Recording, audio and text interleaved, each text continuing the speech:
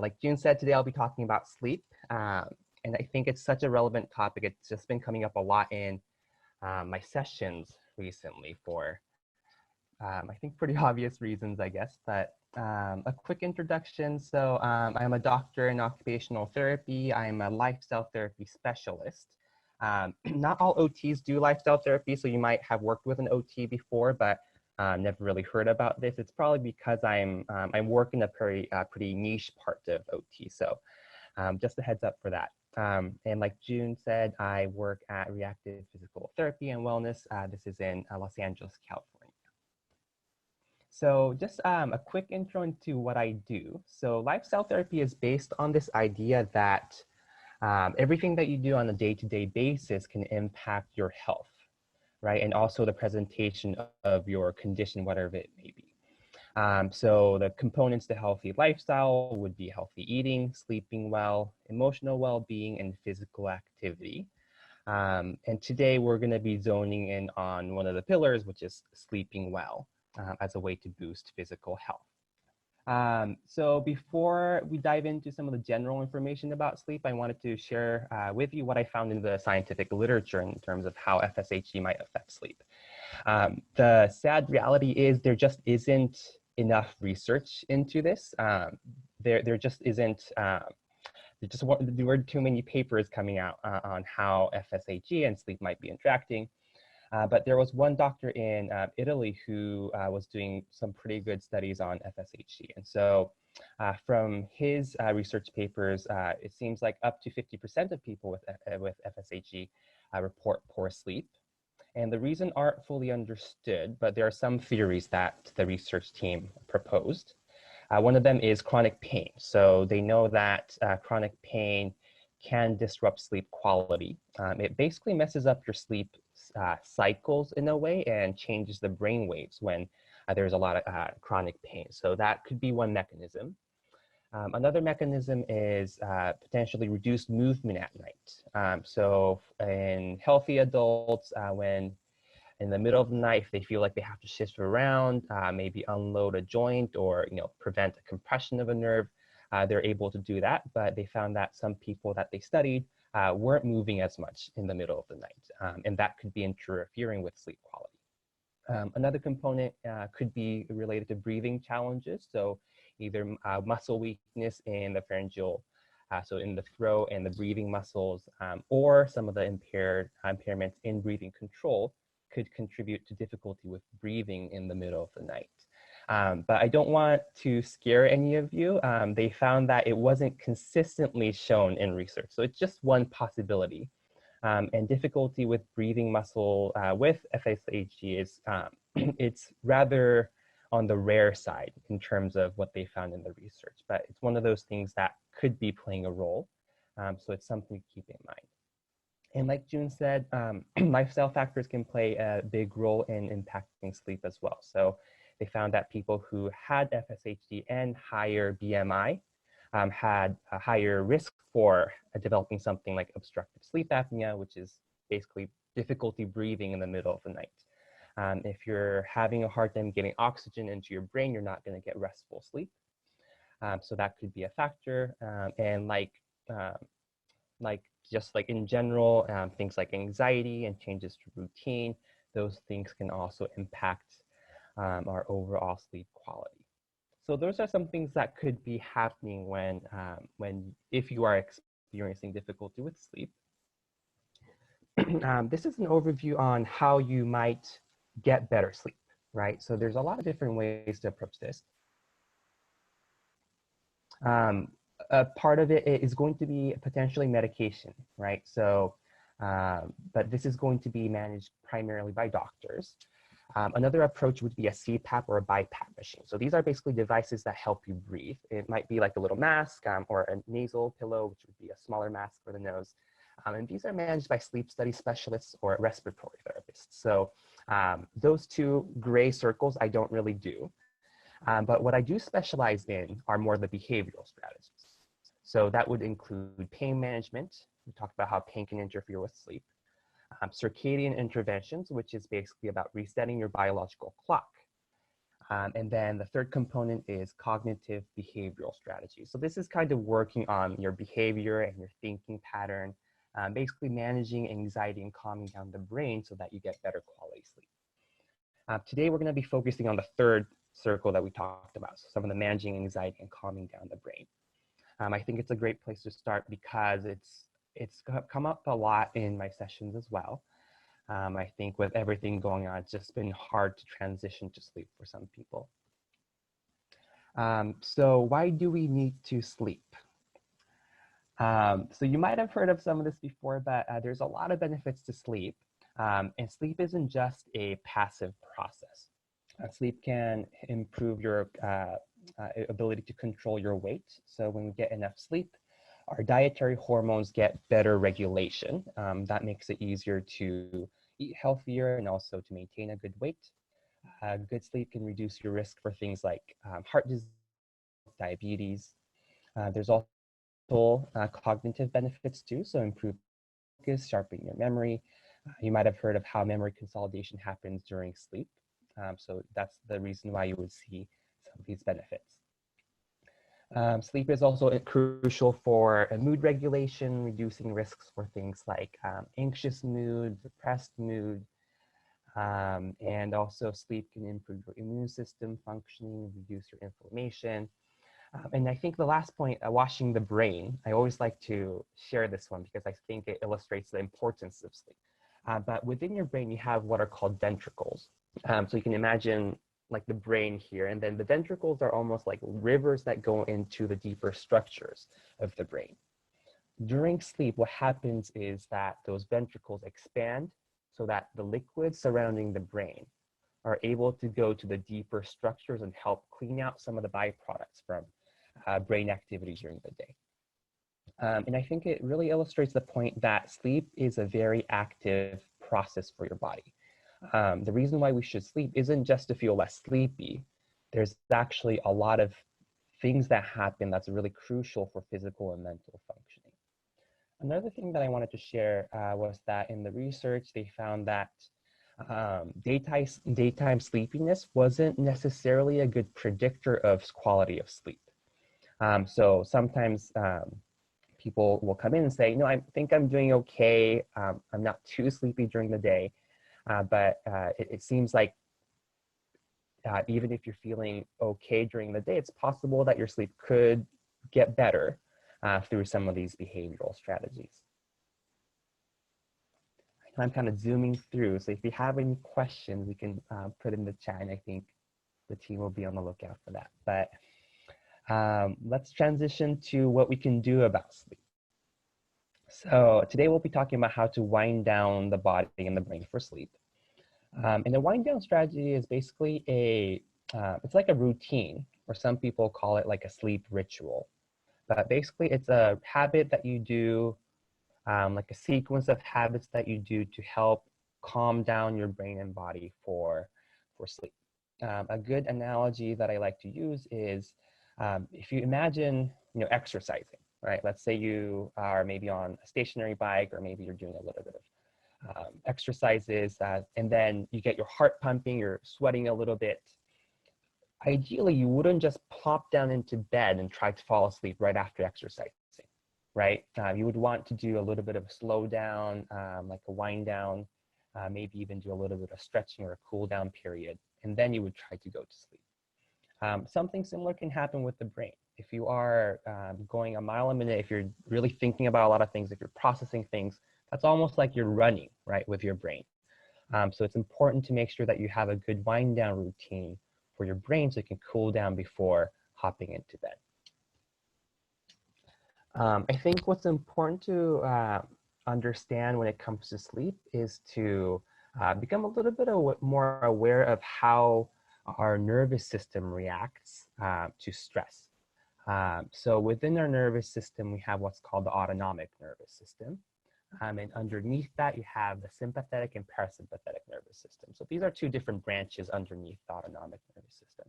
The sympathetic nervous system, you might have heard of this phrase before, but it's called the fight, flight, or freeze response. So it's your stress response.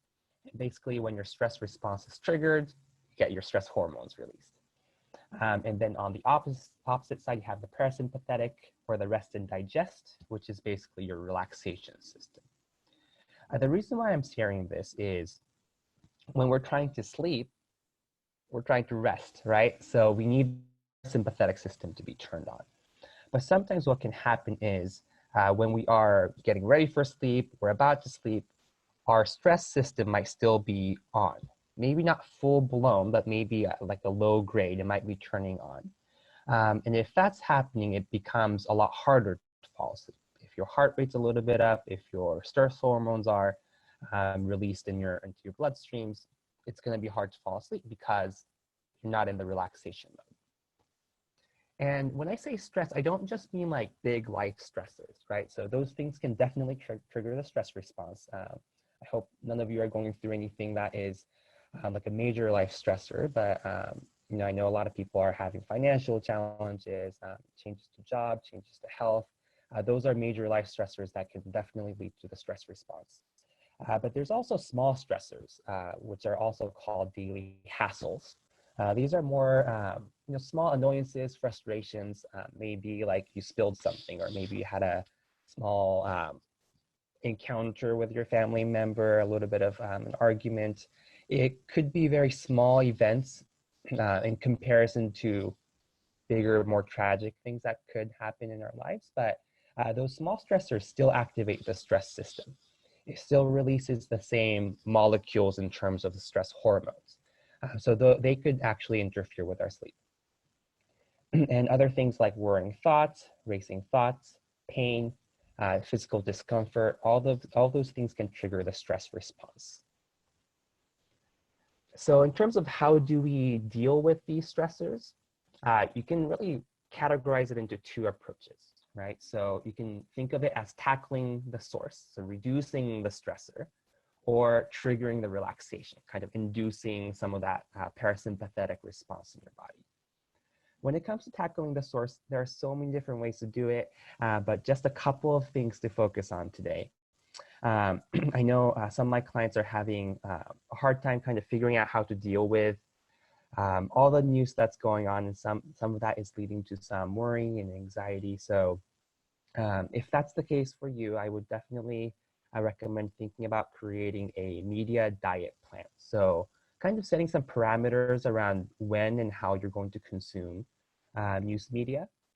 Some of the ways to go about it might be defining some of the reasons and goals for looking things up or reading things through.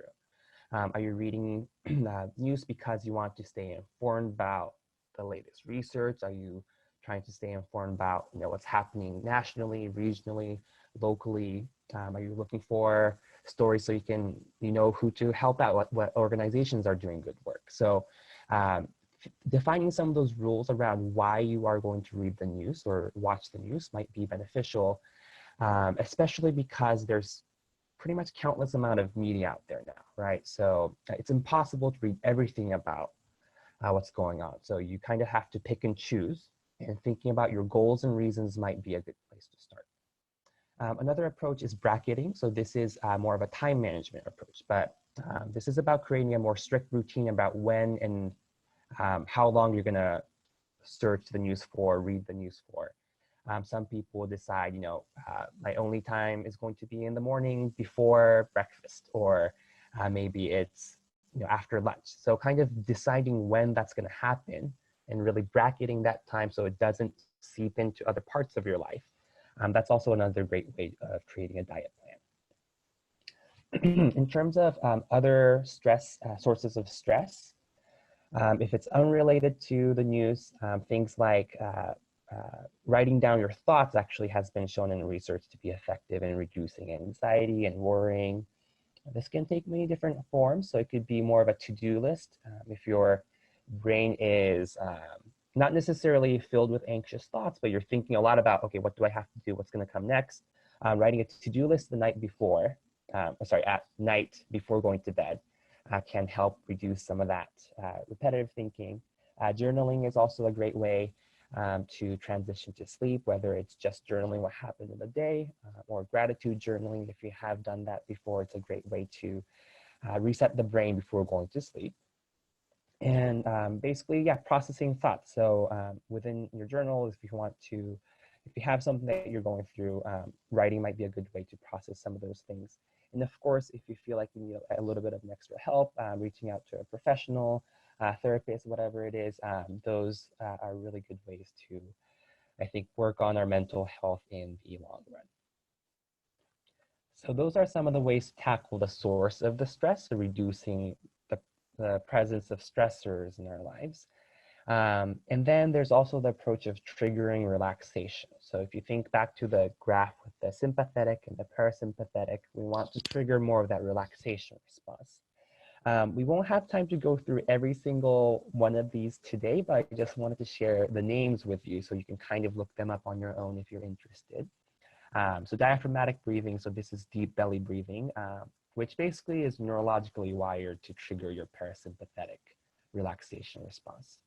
A guided imagery is what I like to consider like a stereotypical kind of meditation. So you might imagine that you're at the beach or at the forest or whatever it is. And what they've done is they've done some brain imaging studies on this, and they found that when people are able to create a very vivid imagery, it's as if the brain is actually physically in that location.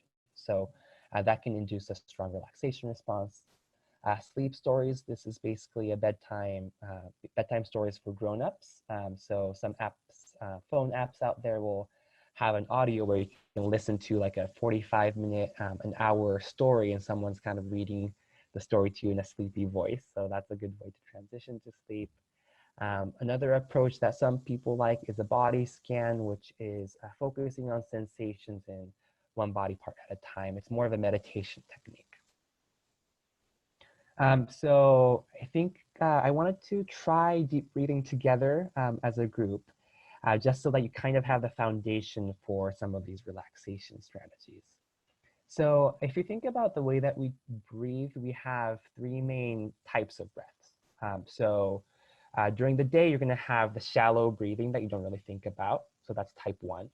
The second type of breathing is more of a chest breath, which you might do when you are exercising. Basically, your chest and your shoulders might go up and down. And the third type, and the one that's important for relaxation, is a diaphragmatic breath. That is when as you breathe in, your stomach pushes out. So you can look at the diagram here. You can see how the belly goes out and the air comes in. And then when you breathe out, the belly kind of goes in, and that pushes the air back out. The reason why the technique is important is when you are doing a diaphragmatic breath, it actually stimulates one of the cranial nerves, a nerve that goes all the way back up to the brain, and it triggers the relaxation response. So the technique is kind of important. So what you can do is in your chair, if you're sitting down, you can lean back into your chair, get a little bit comfortable, and you can put one hand on your chest and one hand on your stomach. And it's up to you. You can close your eyes if you like. You can keep them open if you prefer. It's completely up to you. But try taking a breath in through your nose. And breathe out. And just do that a few times, and then see, you can look down and see which hand is moving more. See if your chest hand, a hand over your chest is moving more, if your belly is moving more. And as you become more aware of where the breath is going, see if you can get your belly to push out a little bit more with each breath.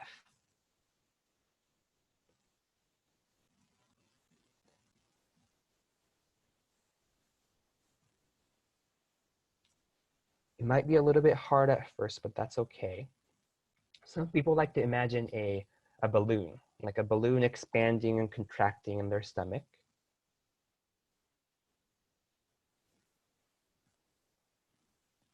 Some people like to imagine pushing their belly into their hand.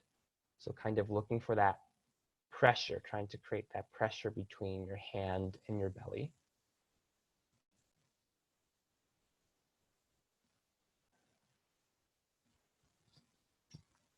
Just take a couple more breaths together. So breathing in nice and slow. Breathing out.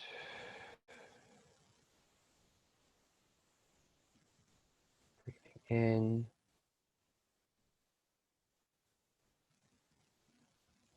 and breathing out.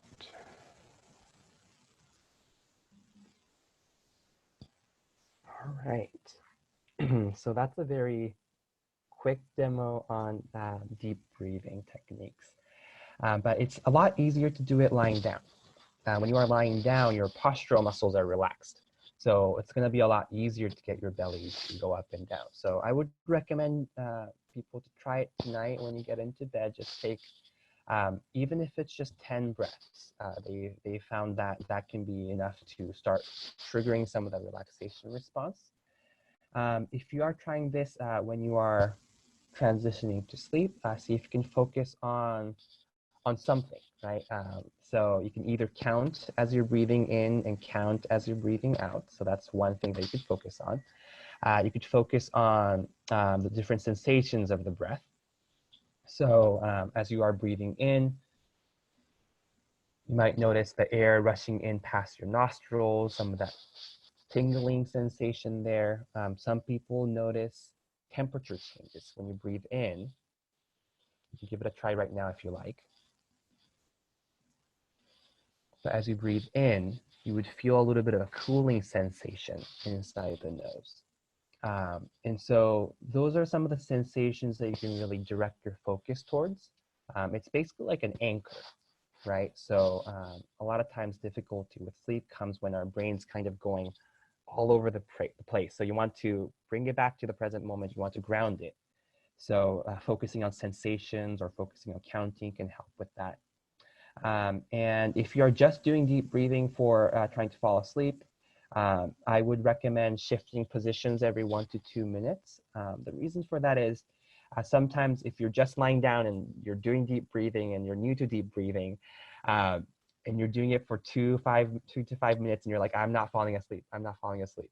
That can be a little bit stressful or annoying for your brain. And so I would recommend, if you're not falling asleep, that's okay. Try shifting your position or maybe fix your pillow. Yeah, just be okay with not having a continuous 20 minutes of deep breathing. That's actually a very difficult thing to do. So it's okay for your focus to come in and out. It doesn't have to be a perfect meditation from day one. So that's some of the strategies that I typically recommend my clients. And for a lot of people, if this is the first time that you're hearing about deep breathing, guided imagery, sleep stories, things like that, I would highly recommend you check out some of these resources. So UCLA has a free app for iPhone and Android with some guided meditation. You might have heard of apps like Calm or Headspace or Insight Timer. Insight Timer actually has a lot of good free resources. So does Calm and Headspace, although I think those are more, I have the paid version for the app, so you have access to a lot of resources, but even their free versions, I know they have some good meditation audios. And of course, YouTube is an option. If you just type in meditation, sleep meditation in YouTube, guided imagery meditation in YouTube, you will find a lot of clips out there. So I would recommend checking those out if you're interested. All right. I know I went through a lot of slides, but any questions from anyone? Yes, thank you so much. So we have a question from Tim. He says, with so many of us dealing with pain and soreness, how can we clear that away to rest? That is a great question. And I think the pain is a very tricky thing. And I think it's a personal, it depends on your personal symptoms, I think, if the pain comes and goes, or if it's like how strong it is, all those things. But in general, if there is a lot of physical pain, I would generally recommend more of a distraction approach when it comes to relaxation. So deep breathing can sometimes be a little bit difficult when there's a lot of pain, because the brain goes more to those areas of pain. So in those situations, things like guided imagery meditation, which basically simulates your brain in a different location, so you have something external to focus on. or a sleep story. A different, that's kind of following a different person's train of thought. So that can be a distraction method. And in terms of pain management, it's also about some things that you might be able to do outside of sleep. So sometimes when people come in for sleep and they have a lot of pain, we might actually work on movement routines during the day, or if there's ways to reduce exertion during the day, whether it's with cooking or dressing, kind of reducing some of that muscle strain and fatigue during the day could lead to better sleep as well. I think that's where, if you remember the 5 circles of different ways of treating sleep, pain management is a huge one. I think there's so much that could happen. So those are some of the places that I would recommend you look into. If you have a physical therapist or an OT that you're working with, if you mention to them, I'm having a hard time with sleep because of pain, come up with a pain management strategy, a routine maybe. I think that might be a good resource for you. Oh, good. Thank you. We have a question from Jesse. It says, I have significant muscle weakness and use a power wheelchair full time. How important is a good mattress? And do you have any recommendations? And that's something we see a lot in Facebook groups too, people trying to find a mattress where they can get comfortable when they have FSHD. Yes, yes. So I think in general, when it comes to mattresses, first off, it depends on your natural spinal curvature and stability. So the purpose of a mattress is for you to lie down and hopefully to be supported in the right places, right? You want a mattress that conforms to your body. Some of us have a more rigid body overall, and some of us have more of a softer body overall in terms of spinal stability. And so you want to make sure that when you lie down into bed, the bed keeps your spine in a neutral position. So you're not sagging too much, and it's not arching your back in any awkward way. So in terms of what would be a best mattress, I don't necessarily have a specific mattress that I would recommend, because I have people who do well with soft mattresses, and I have people who only do well with hard mattresses. In general, what I would recommend is to, first, if you have a lot of weakness, you do have to consider like how hard it is to get out of bed. Like memory foam mattresses, I know people have a very hard time getting in and out of bed. So that would be, I'm not sure what your situation is like, but if you are able to get help getting out of bed, maybe memory foam would be okay, but if not, that would be out of the question. And so in terms of mattresses in general, memory foam can conform really well to the body, but it can also overheat a little bit. So if you tend to run on the higher side, I would recommend looking more at mattresses with some of the gel layers or something that they advertise as more breathable. And let's see. I'm not sure if that kind of answered your question, but a good place to start would be to, if you can go to a mattress store with, well, not right now, but after all of this is done, a mattress store with someone who can maybe help with bed transfers if you like, and to really just try out the different mattresses. That's what it boils down to, is being able to try different mattresses. Also remember that mattresses will have like lifespan. So if you've had your mattress for more than 10 or 20 years or so, 10 to 20 years, it might be time to switch it out. Over time, they're going to lose that structural integrity and they're going to start sagging more. So you might want to think about that as well. Same from Jesse, mentions that I have significant lordosis, so spine alignment can be challenging, I guess. What are your... With lordosis, so some people, I generally don't recommend this, but some people will place a towel under their lumbar spine. So I tend to, most of the people that I see don't necessarily need that support under the spine, but sometimes adding a thin layer, so you would fold up a towel maybe once or twice and get it under the spine. See if that helps a little bit.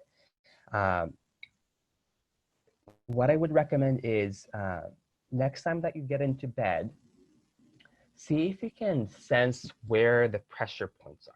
So as you're lying, imagine, okay, I feel a lot of pressure maybe in my upper back and right above like my pelvic area, or maybe you feel it more in a lot of strain in the low back. So just get a feel for where the pressure points are, and that's kind of how you're going to know where to add those supports. You could use towels to bulk up certain areas. It sounds like maybe under your spine might be, your lumbar spine might be a spot to start. But it's hard for me to say because I can't see you. I don't really know your medical history in any way. So, but if you have a physical therapist or an occupational therapist, it's definitely worth mentioning it in session, or a doctor for a referral if you like. Great, thank you. It's a question from Graham. I get a lot of joint popping in the middle of the night in my back. What can I do to stop this? That's a tricky one. I'm wondering if the joint popping, it sounds like it's painful joint popping. So my question to you would be what your sleep position is, if you're on your back, if you're on your side. And yeah, I guess that might help a little bit.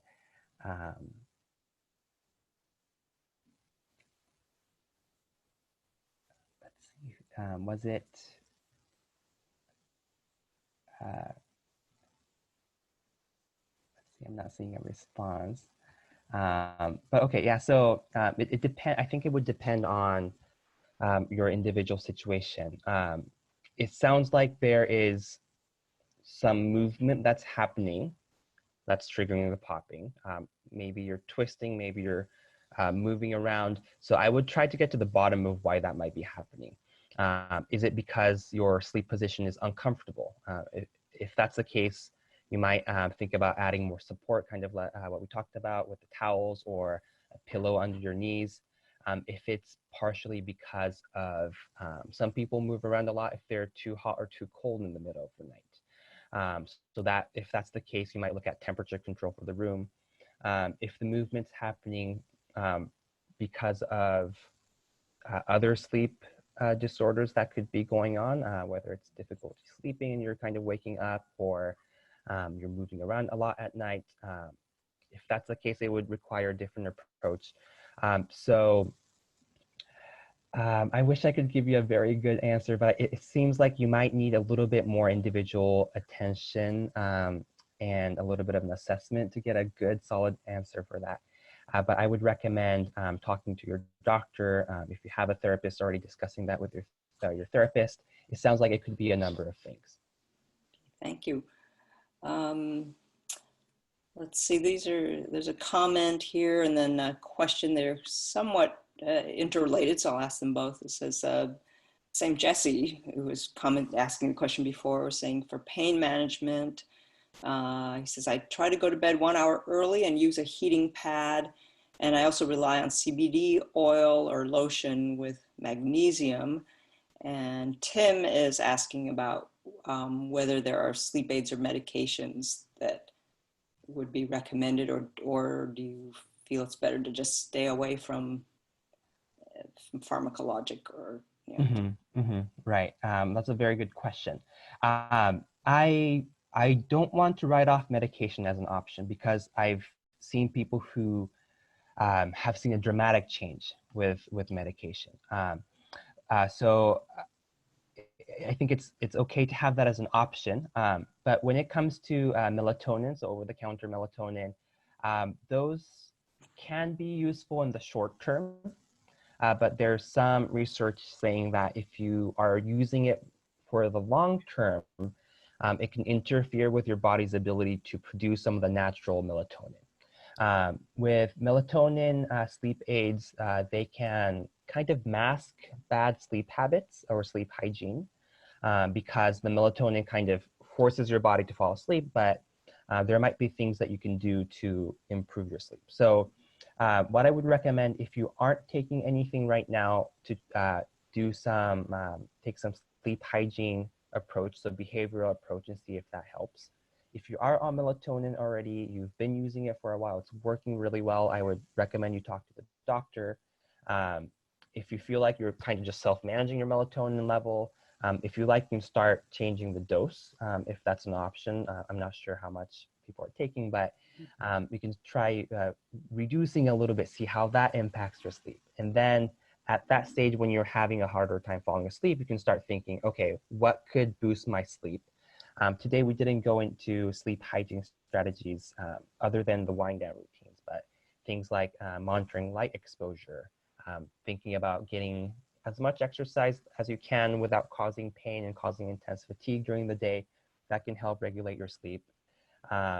Some relaxation, like a nighttime ritual, I think Jesse shared with us, like the lotion and the CBD oil. Those things sometimes work really, really well for people. I know sometimes, so aromatherapy, I think someone mentioned it too. The research is a little bit inconclusive on those things, but I personally believe that anything that relaxes you, right? Things like scent, things like candles, things like music, anything that really gets you going like, like this is nice, that's going to trigger your relaxation response. So what some people will do is they would go through and make a list of things that help transition them to sleep. So, maybe for me, like for example, like a warm shower definitely helps. For me, sometimes I'll do like a sleep meditation, like a sleep wind down meditation. I know that if I am watching like a comedy video too close to bed, that stimulates me, so I have to do something else.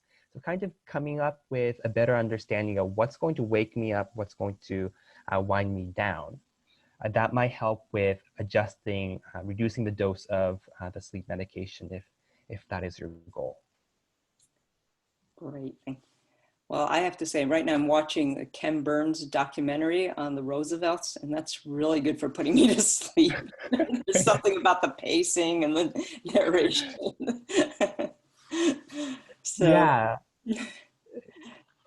exactly. I think it's funny. I think there's a podcast that is supposed to put you to sleep. I forget what it was called, but it's a guy who just goes over very, very boring topics in a monotone voice, and that really works well for some people. For me, I get invested in the story, so it doesn't work for me. But I think for some people, I know it works really well. So I think that's what it boils down to when it comes to managing sleep, is things that help you wind down is going to be very personal. For some people, it's going to be a book. For some people, it has to be a very specific kind of book. For some people, it's going to be a specific kind of meditation or music or stretches. And so I think that's where the individualization comes into play. Um, it's a lot of trial and error. It takes a lot of time. Just to put things into perspective, when I'm working on sleep routines with people, we would do once a week for an hour session for like 2 months or so before we start seeing like really good consistent change. This is something that takes a lot of time. If you think about the biology behind sleep, the reason why we have a rhythm is because of our biological clock, our circadian rhythm.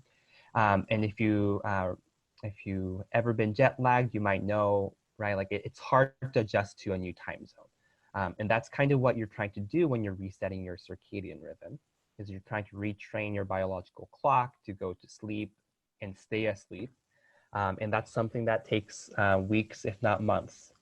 And so a lot of the advice is going to be like, keep trying, keep trial and error, keep asking for advice from your medical professionals who have a better idea of your individual unique situation, and to come up with a list of strategies that will be helpful for you. great. Thank you.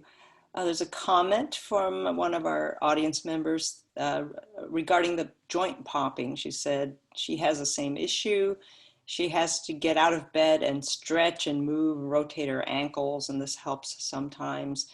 And she said a small daily dose of amitriptyline seems to reduce the frequency of the problem. So I just wanted to share that comment from the audience. We have a question from Anne.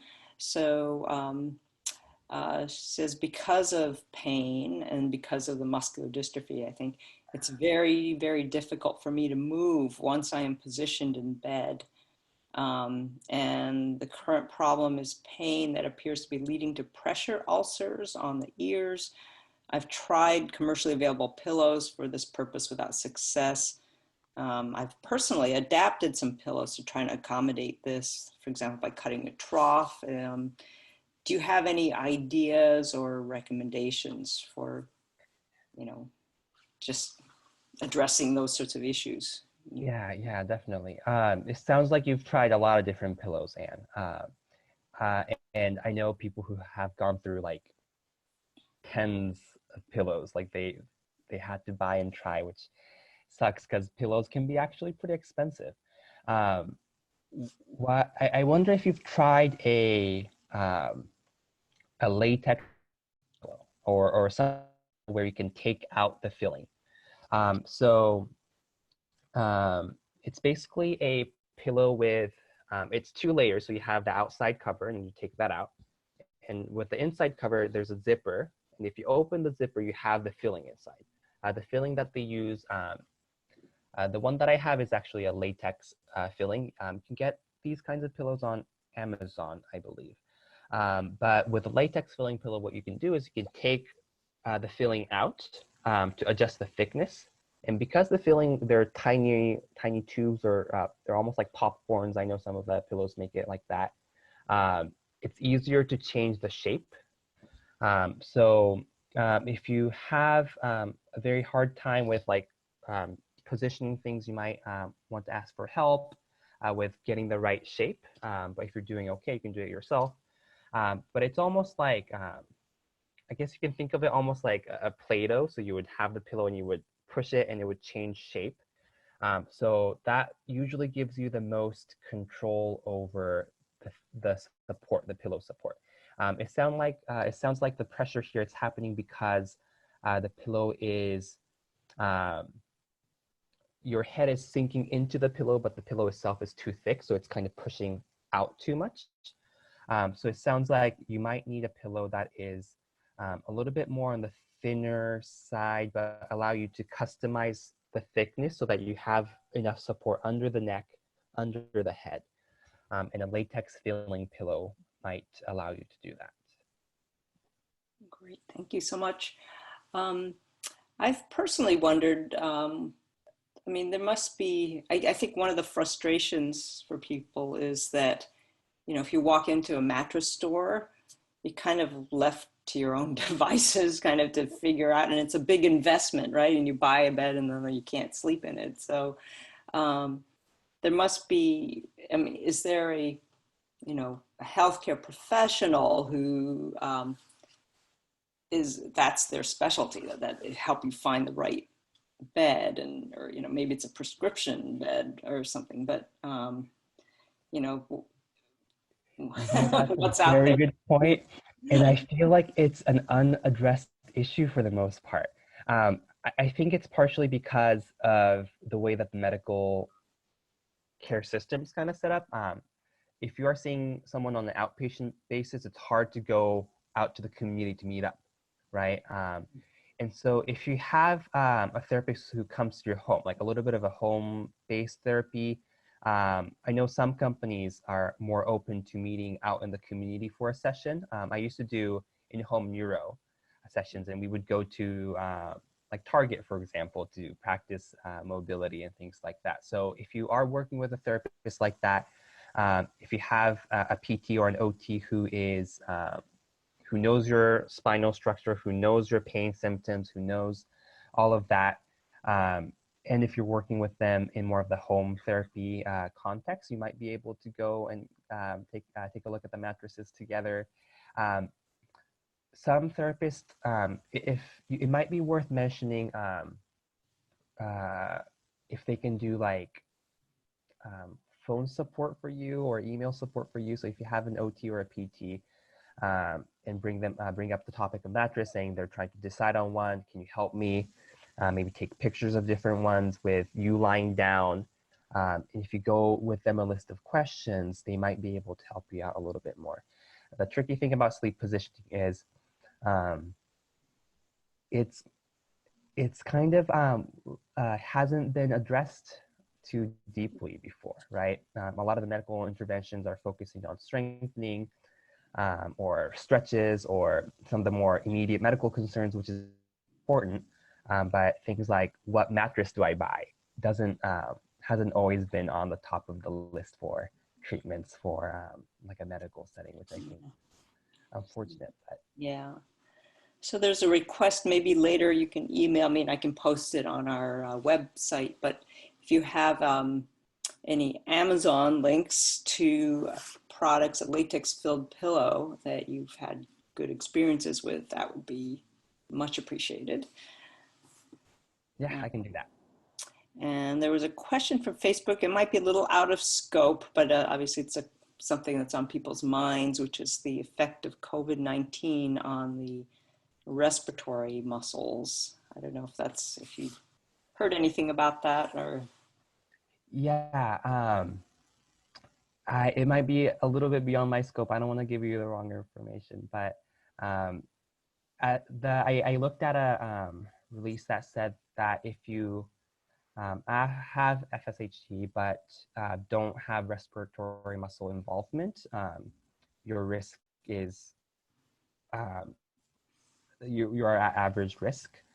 In terms of how COVID-19 affects respiratory muscles, I would defer to a respiratory therapist, actually, or a doctor. Okay. All right. Yes, I've been following COVID-19 and pretty intensively, and I have not seen anything that talks about specific muscle involvement. But if we have restrictive pulmonary disease and your lung function is compromised, by, that's what we are very careful about, with our community, that they avoid, well, everybody should avoid exposure to COVID-19 if they can at all, but especially for our community. Here's a suggestion from Carol, who said that several years ago, my obstetrician, suggested that a different mattress might make me more comfortable during pregnancy. He wrote a letter stating that the mattress was being purchased for medical reasons, and because of that, she didn't have to pay sales tax on the item. So that might That's awesome. help a little bit. Thank you for sharing that. Yeah. So here's a question for people who do have, again, the muscle weakness makes it difficult to move to a comfortable position in the bed. Are there any sort of tricks for that? Yeah. Mm-hmm. Mm-hmm. I would. So you could take either like a compensatory approach, which is kind of changing up the environment, or some of the exercises. So there are some exercises that might help for bed mobility, but that's something that you can maybe ask a therapist who knows your physical strength and all of that. In terms of compensatory strategies, if you don't have a bed rail, seeing if you can install one would be good. They sell ones on Amazon where they just slide under the mattress, so you don't have to screw anything in. And it's basically a rail that covers the side, so it might help with repositioning. Another thing would be to look into different sheets, and also pajamas, actually. So reducing friction as much as possible can help with movement in the bed. It might mean using more of the silky kind of sheets, or having another layer of sheets to sleep on top of, so you can kind of glide left and right. That can help with movement. Some people, you might want to get a little bit more creative and intense with the support system. And so you might attach like a little bit of a rope or a belt onto the bed rail if you have a really stable bed rail to help with some of the movement. I think it depends on which stage of the bed mobility that's difficult, if it's rolling over, if it's pushing up. But Yeah, I think if you don't have a bed rail, attaching that already, reducing the friction. If you have a heavy blanket, see if you can get a lighter one that's still warm. Um, so those would be some of the things that I would suggest. Very interesting. Um, you had touched on foam mattresses previously. I assume they're talking about memory foam, but can you maybe reiterate your comments about that? I guess they want to know, is it a good thing or bad, helpful or not helpful? It kind of depends on your situation. I think I don't want to make a general statement because people tuning in, they could be anywhere on the spectrum. And so if you are if you have a lot of significant weakness, and if you have a spring mattress right now, and the spring mattress is already difficult to get out of, if that's the case, I would not recommend a foam mattress because it would be very, very difficult to get out. Um, if you are somewhere in between where you have some weakness, but you're getting in and out of bed okay with a little bit of help, maybe if you have a bed rail, it's going to be a lot easier.